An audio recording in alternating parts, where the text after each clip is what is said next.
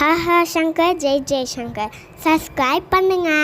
ஸ்ரீ மகா பெரியவா திருவடிகள் சரணம். என்னோட சேனலை தொடர்ந்து ஃபாலோ பண்ண அத்தனை பேருக்கும் நன்றி. என்னோடய சேனலில் புது பரிகாரங்கள், சக்தி மிகுந்த ஸ்லோகங்கள் அத்தனையும் கொடுத்துக்கிட்டு இருக்கேன். உங்களுக்கு ரொம்பவும் உபயோகமாக இருக்குன்னு நம்புகிறேன். இந்த பதிவில் நம்ம பார்க்க போகிறது இன்றைக்கி தேய்பிரையில் வரக்கூடிய வியாழக்கிழமை. இந்த நாளில் நாம் சொல்ல வேண்டிய அற்புதமான மந்திரம் இந்த பதிவில் பார்க்கலாம். சில பேருக்கு தீராத நோய் இருக்குங்க.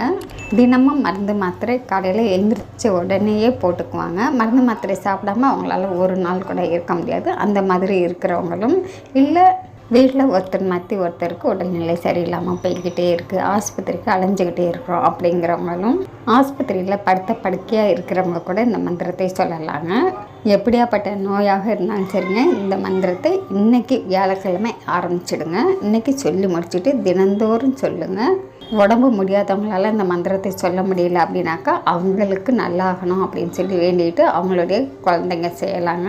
பிள்ளைங்களுக்கு உடம்பு சரியில்லை அப்படின்னாக்கா அம்மா எல்லாம் செய்யலாங்க. ஒரு டம்ளரில் சுத்தமான தண்ணீர் எடுத்துக்கோங்க. அதில் ஒரு சிட்டிகை மஞ்சள் தூள் போட்டுக்கோங்க. கடுகு அளவு போட்டால் போதுங்க. இதை போட்டுட்டு இந்த மந்திரத்தை சொல்லுங்கள். சொல்லிவிட்டு உடம்பு முடியாதவங்க யாராக இருந்தாலும் அவங்களுக்கு கொடுங்க.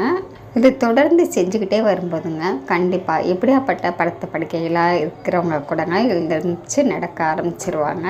தினமும் மருந்து மாத்திரை சாப்பிட்றவங்க கூட கொஞ்சம் கொஞ்சமாக மருந்து மாத்திரை அத்தனையும் குறைஞ்சி உங்கள் நோயெல்லாம் தேர ஆரம்பிச்சிடும். இந்த மந்திரத்தை நீங்கள் முழு மனதோட நம்பிக்கையோடு சொல்லுங்கள். அந்த மந்திரம் நான் ஸ்க்ரீனில் கொடுத்துருக்கேங்க.